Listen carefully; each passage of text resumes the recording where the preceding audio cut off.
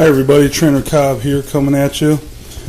Just going to do a short video to cover food prep. I know there's a lot of questions, and we are always preaching to you about preparing your food and having it ready to go. So I'm going to cover quickly a couple tips. So the first thing I want to talk about is preparing your food in bulk. So as you can see here, I'm actually preparing a couple pounds of chicken. Just did this the other day. And it's already time for more chicken. So I am pan frying it in olive oil. I use dry seasoning. The reason why I'm pan frying it as opposed to my favorite method of grilling it is because it's 0 degrees outside, and there's my grill. So as you can see, there ain't no grilling going down. Alright, so the idea here is that you're going to cook your food in bulk, prepare it in bulk. Once you're done cooking it, you're going to put it in containers.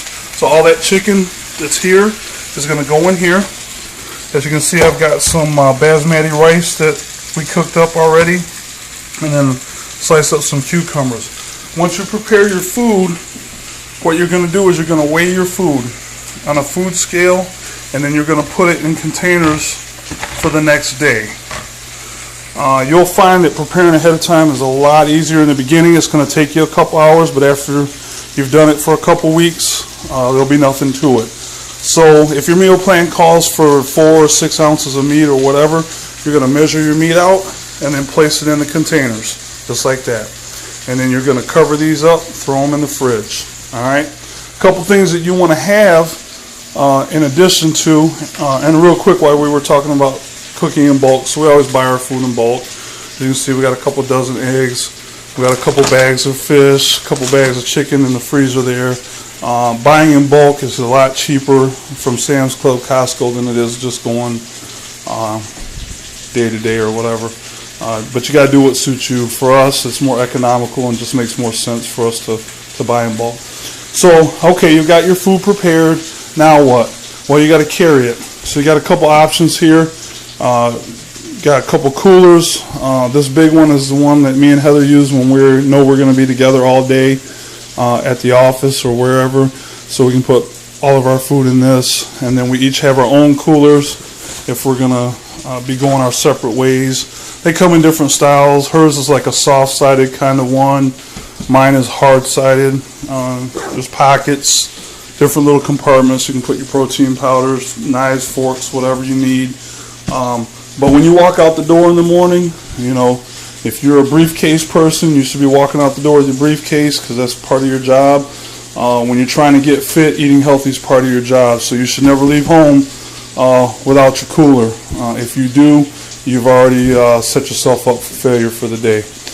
It's important to have plenty of food with you. As I always preach, you want to have more food than you think you're actually going to need. So if you think you're going to need 3 meals, pack 4 meals. It's Michigan. You might get stuck in traffic.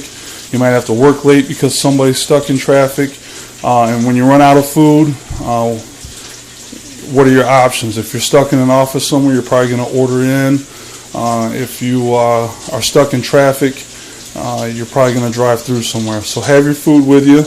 Another thing I recommend is making your food able to be eaten with your fingers. Now, as I say that, I did not yet do that with this chicken, but this chicken will be cut up into strips, so I can reach into my passenger seat if my cooler's sitting in my passenger seat, and I can pull out, you know, this, and I can eat with my fingers if I have to while I'm driving. You always want to stack the deck in your favor.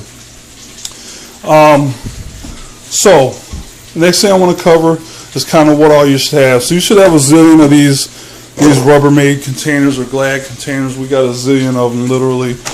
You want to have all shapes and sizes. That way you can put different food in them. Something else you need to have is protein powder. Almost every client that we have is on some type of protein powder. You can get in a 2-pound container. You can get the little single serving size packets, whatever floats your boat. If you work in an office or you have the ability to eat pretty much when you want at your job, and you have a secure area for your food, I highly recommend buying a couple of these.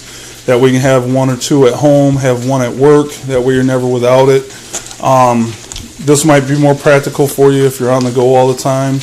And then if you have protein powder, you obviously have to have a protein shaker cup so that you can drink it. In an emergency situation, a good old-fashioned cup and spoon will work just fine.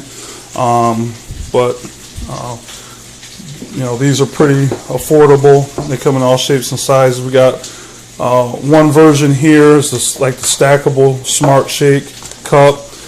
What you would do is you would scoop your protein powder from your container, put it in here, secure that. If you're taking vitamins, you don't want to carry two different things.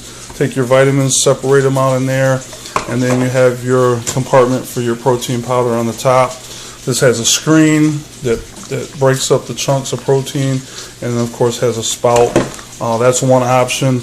My favorite is the shaker bottle. It's a plastic bottle, the wire whip kind of a shaker ball in the middle. That's my personal favorite. And then I just put up a few little odds and ends as far as supplements, fiber tabs, which I only take when I'm dieting, which I am dieting right now, so that I can make sure things run smooth. Get it? Run smooth? Anyways, some other stuff. Amino acids is a good one, especially for those of you clients that are weight training pretty hard. This just basically protects the muscle. It keeps the body from stripping aminos down so that you can keep all that hard-earned muscle you got. A couple other things I'm going to quickly talk about. You should have a food scale. Costs about $10. You don't have to have one of these, but we really find that having a rice cooker is very convenient as opposed to cooking it on the stove. And then every kitchen should have a blender. This is a great way to make shakes, especially if you're adding in fruit, veggies, that kind of stuff. Definitely a lot easier to do than if you had to try to do it by hand. And then obviously I'm using a huge wok here to cook the chicken. But again, oven is the option too. So just kind of be thinking about things that will help make this go a lot smoother. When you first start doing your prep, like I said, it's going to take a couple hours in the beginning, but just like anything else, within a couple weeks you'll have it down to a science and you can get it done fairly quickly. Some people prefer to prep their food on Sundays, and we do that, but we found that we found a long time ago that we didn't want to eat meat on Friday that was cooked on Sunday, so we actually cook on Sundays and Wednesdays. So Sunday during the afternoon and then Wednesday nights, just so we got a little bit fresher food to get us through the rest of the week.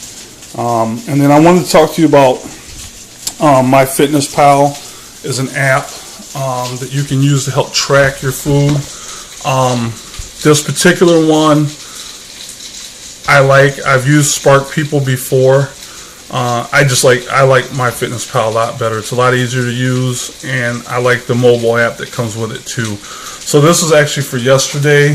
I've only eaten one meal today, post cardio, and then I came home and started preparing the other food. So I'm going to eat again here shortly, but before I do, I will enter what I've eaten so far. So that's where your food scale comes into play, because you don't know how many calories you're getting if you don't know the portion size. And so what you would do is measure your food on the food scale, get the right amount, put it in the container, and do that for the whole day. And then if you got time, you could actually sit down and put a whole day's worth of food in MyFitnessPal first thing in the morning, or you can do it throughout the day. Or you can sit down at the end of the night and do it, which I don't like to do because it seems to take forever, especially after a long day. But really, whatever works for you. The phone app is really, really good. I like it a lot. It's very easy to use, so you have that option too. So just a few tips to help you guys become successful at meal planning and making it work for you. The whole idea is to stack the deck in your favor. You got to put in a little extra work, but it'll pay off in the long run. So this is Trainer Cobb saying bye. And if you have any more questions, contact me on Facebook or at our website, www.itrainfort.com. Thanks, guys. Talk to you soon.